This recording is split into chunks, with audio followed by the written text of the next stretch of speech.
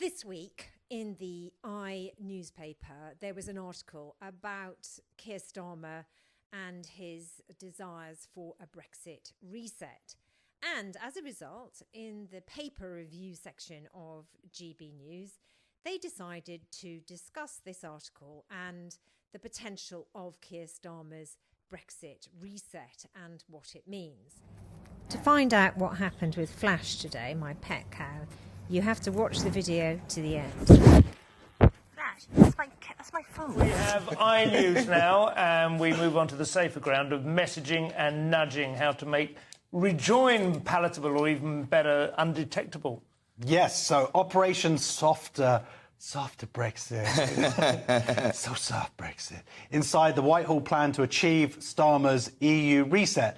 And what the gist of it is like, people just want to be able to get through passport control like quicker. I think that's, and they want to frame it like that. Yeah. I think, the people who say Brexit means Brexit, does that mean we don't have any trade with the EU? Does that mean that no one should ever visit from the EU and us? No. So we'd want to have trade with the EU, which will improve all of our... But we do have trade with the EU. Well, no, but better trade, arguably, and an easier travel. Now, of course, giving up sovereignty, that's a separate issue here. And if he can achieve those things and have better trade with the EU and increase our ability to get across borders easily and not give away our sovereignty, then that's a good thing, right? As Brexit happened, we have lost control of our borders.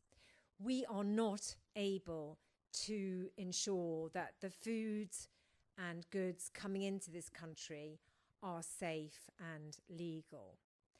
That is not having sovereignty. That is a loss of sovereignty. Talking about it, I mean, what you've essentially just done, which is to present people with more tangible benefits or a return to tangible benefits, rather than say that we're going back to the theoretical issues which were so contentious. And it's whether he can actually deliver that stuff without, giving us back to the EU. Sure. I think the story is about whether this is soft pedalling or not. I agree with you, but the thing is that the argument here is that he should phrase everything and frame it all in a way that doesn't mention words like single market and so on and people's fears. Because this is now such a contentious issue that's been going on for years and we finally thought was done. It's like a divorce settlement that's been painful for everyone. And no matter where you're still on it, it's kind of nice to reach that stage. And then in truth, the only way, actually, to get rid of Brexit is to undo it.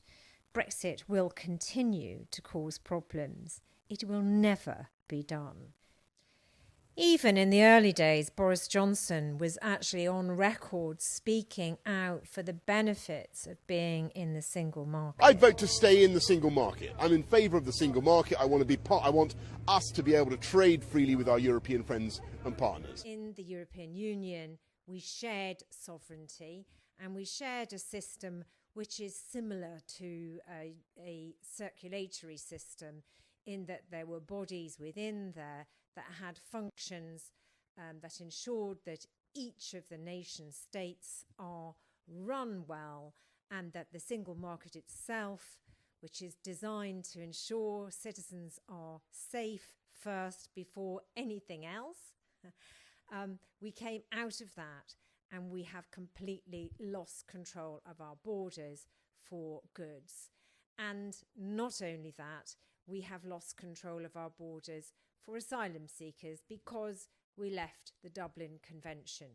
In the Dublin Convention, when we were in the EU, being in the north of Europe, we were in a very fortunate position in that any asylum seeker that got to Britain, if they'd arrived in a southern state first, which most do, obviously, because of geography, then we had the ability to send them back.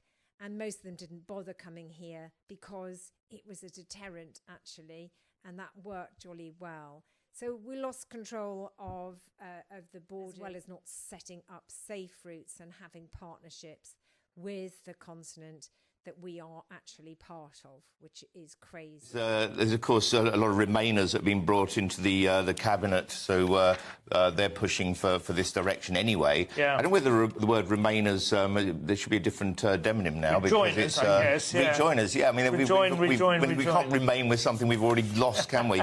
But the question, I guess, is this pragmatic, or is it token gestures to stop the factionalisation of the left?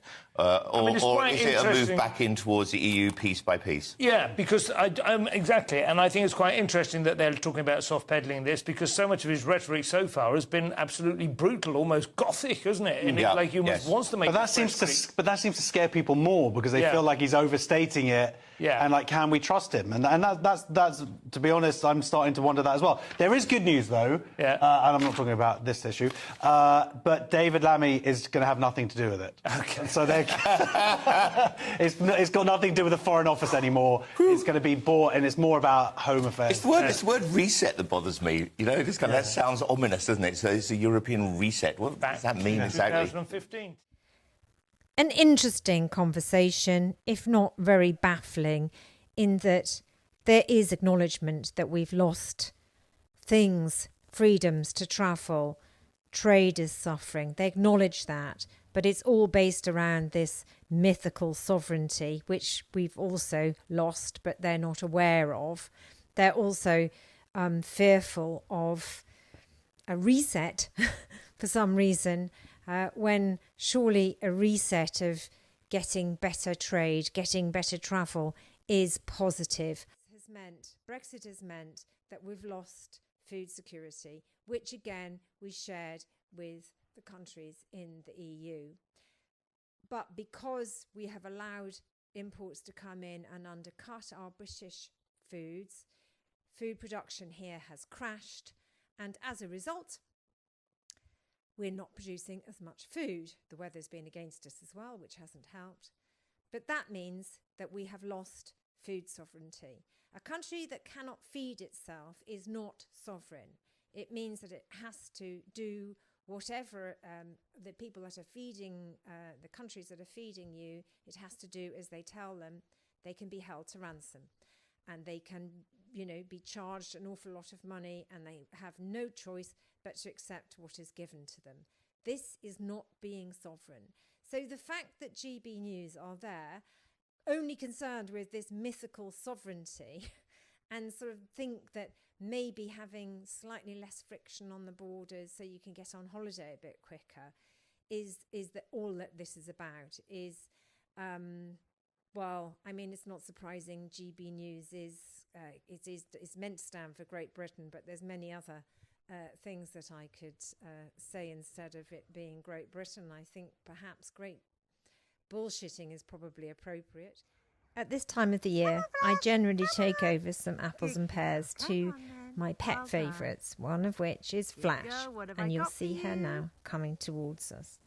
Today I went and picked some apples and took them over to her, and you'll see her eat them now. Trying to eat my phone as well. But Flash, actually today, I thought she was going to walk home with me. As you see, she wouldn't let me go. She'd eaten all the apples I'd picked for her. But then she was very clever, and I thought she just wanted a back scratch. But then she led me over to the other corner of the field where some apple trees are fenced off. I'll bring you some more back later. And she showed me that she wanted me to go in under the fence and get her some more apples. Go for a walk together, yeah.